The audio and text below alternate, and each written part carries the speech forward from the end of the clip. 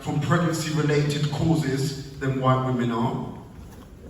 Black women today are still 2 to 3 times more likely to die during pregnancy after giving birth in comparison to white women. Black babies are more likely to be stillborn or die shortly after birth than white babies are. Black women often report being dismissed, not listened to, or treated unfairly in accordance to white women. And that's according to the NHS after their findings, and also .gov as well. So I want to hear it from also your side, your experiences. What have you heard? What have you seen? What do you want to be better? How can we improve? What should we talk about? How should it be addressed? It's something that if we do not talk about it, then it shall and it will continue. If we do not stand up and fight for what is right, regardless of race, ethnicity, gender, generation, it will continue. And one day, it will affect you, directly or indirectly. So let's continue with this inquiry. Let's start with the grandfather. Let's start where it started with him. What's your experience and how did it feel with you? The pain never goes away, you know, Kevin. And never goes away. And I would say is that if Mavis was here today, she is my guide, my spirit, the lead, and to share and empower. This lovely lady in front of itself. It's not unheard vices, right? So, for me and my experience, it's been very hard. How did the hospital treat you? It's actually visible that I didn't matter, you know? It sounds like excuses to me. That's what it sounds like. And I left that place feeling very hurt, very saddened. So why should I be treated any different than anybody else? That didn't matter. Does it matter? As a doctor, what's your view? Could have you or your work or your colleagues, could have they been better? What do you think? What could you do better? Or do you believe you could have done anything better? Very upset, and I feel for this gentleman here losing somebody. We've done our best. The service we give was very good. I'm a senior consultant, obstetrician for over 25 years. I've worked up and down the country. So we have a question here. I'm sorry that you feel like I'm sorry that you feel like that, but I thought we did it. You also have to take into account the NHS is very stretched at the moment. We've got a lot of people coming in.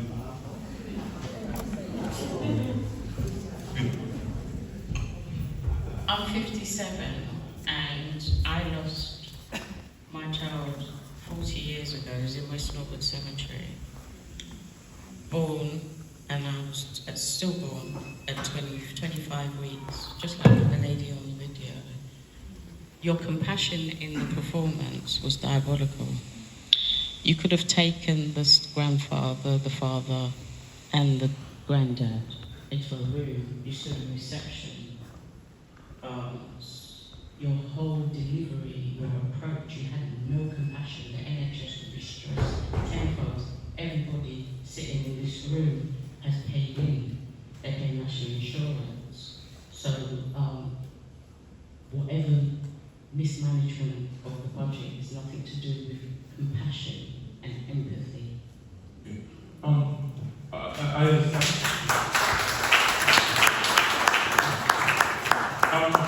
May I just say something? Obviously, the NHS at the moment is in a diabolical state. We haven't got enough doctors, we haven't got enough nurses on the wards. Obviously, where this happened was with a maternity patient with sickle cell crisis. Also, we also take into account that we were very busy. It was a very busy night when this happened, you know. But we gave her the best care possible. I oversee the care, and also my colleague, who's a consultant hematologist, who administered the blood transfusion, also gave a very good service for the patient. You know, but I understand it's very painful when someone's lost somebody. But I believe, as a doctor, I come to work every day and give the best care to all my patients. Doesn't matter if they're black, white, or any demographics. I do the best care possible. But I think the problem is the government should be blamed, obviously, because they're not funding the NHS. Okay, a couple of things. What I thought was really interesting about the play is that because of who the actors are, everybody was black. And this is what the issue is in the health service. It's not all, what do you want to stand up? Yes. Okay. It's not a black-white thing, because black doctors treat black people just as bad as the white doctors do. And I thought it was very interesting that the whole cast is black, and within our imagination as to whether or not they were black people or white people, it doesn't matter. I work for NHS England, and I mean, being abolished. And it's not a funding issue. There is so much funding in the health service which is wasted. And the way it's structured,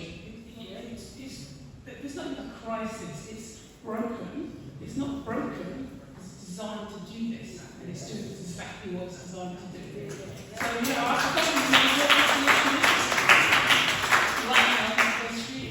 it's trying to fix the health service, it's just calls for evidence, you know, how can we change this? There's a big policy around maternity, there's another call for evidence. It's not like they don't know. And you know what's funny? The statistics, you said that black women are 3 times as likely to die in childbirth. When I started working for NHS England, it was 8. They see this as a success. So, you know, it is a crisis. And quite frankly, I'm not here with a solution because I don't know what it is. But we do have to keep talking about this. We do have to keep saying it. It's not, because the other point is, women are treated very badly by the health service. So women's voices aren't heard. So if women aren't heard, just imagine how black women are. They're just not heard. It's an unequal service created by men. We ignore women, all minorities, all groups. It is really an unfair service. And right now, big business is just trying to take the money out of the health service.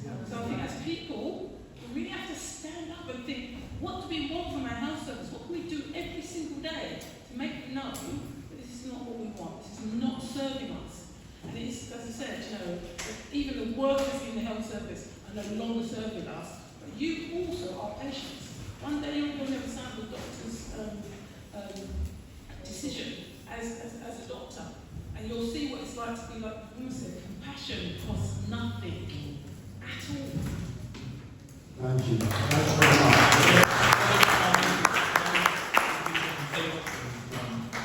I understand what you're saying, but the hospital I work in was very good. We are excellent hospital.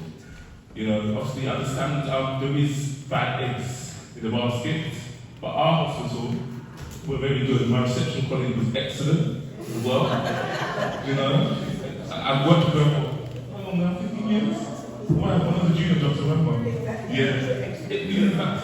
So our conscience is clean, but I understand there is certain hospitals. Obviously, nothing is 100%. Just show of hands for any chance. Has anyone experienced any similar type of behaviour in the NHS at all? Just show of hands. So we're saying roughly about almost 50%. Okay, so just on the other side. So let's go to stand up. Please give a round of applause to the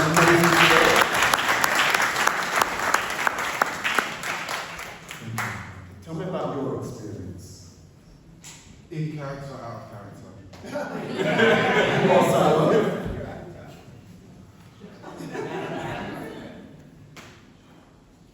I've lost the love of my life because people didn't do their job properly, or it's this person or that person. When someone dies, there's no point in saying sorry. Sorry doesn't bring back the dead. I don't accept apologies. I've lost my partner, who I've only had for 7 years. Mum and Dad lost their daughter. Can only dream of what we would have had. These people, non-empathetic, need to buy emotions. In this country, we are all suffering, irrespective of your size and colour. And I was hoping that the NHS naively was there to help me. Now I understand why certain people in my family are afraid to go to the doctors. Because it comes like we're just there to go to death. Great, I have my child, but where is my partner? When they told me I had to make a choice, I felt like committing suicide because I couldn't make that choice. I had my father and my grandfather trying to support me in this, what is it? I don't know. And then all you lot can say is, I'm sorry. Why not let me take your child? Why don't I come into work and can't be bothered? I hope I never see you on the street. Because I know children that will do things to you. Is that a threat? No, it's not a threat. It's what you lot say. It's what you say about all little black kids, that we ain't nothing. And that's why you can't be bothered to bring us into this world. You best hope that my change of my heart is soon. Because this type of mentality can spread throughout the community. Ladies and gentlemen, we have a special guest. Introducing you the mother of Leah. Give her a round of applause.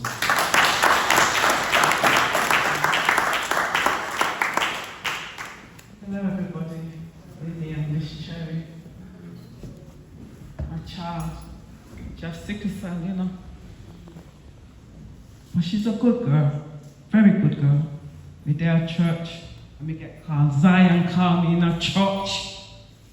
I'm praying to make daughter and the grand picnic. By the time we reached to the hospital, they tell them, say, my little girl is special. I know she's a big woman, but guess what? God knows my heart. I'm a Windrush woman, come to this country. And would you know, I work in hospital, but I'm not a nurse. I'm a cleaner, but I work hard and I look after my family. But guess what? I help that NHS. And look, what has any doctor could tell me now? I'm planning funeral, but me have grand picnic for it. Can you imagine? Can you imagine my pain? So when this posh man come and tell me, say, him know this and that. What you know? What do you know? Sorry, miss, I don't know what you're saying. But I'm not going to tell you, say, God knows me brain. Pastor can't talk to me right now, you know. Pastor can't talk to me. Because guess what? We're going to wake up 2 o'clock in the morning, we're going to mix baby powder, we're going to feed picnic. You know, say, I come too far. I come too far. So, remember when Miss Cherry, and you see me on the road, we just walk so. Just walking so. Just remember the pain. Remember my tears. See this Black History Month?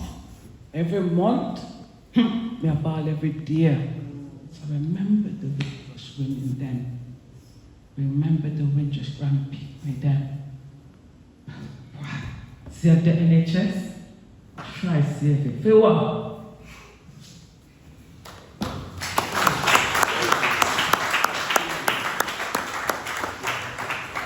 As a receptionist, do you believe that you being the front of house, the first point of connection, do you believe your behavior can be better?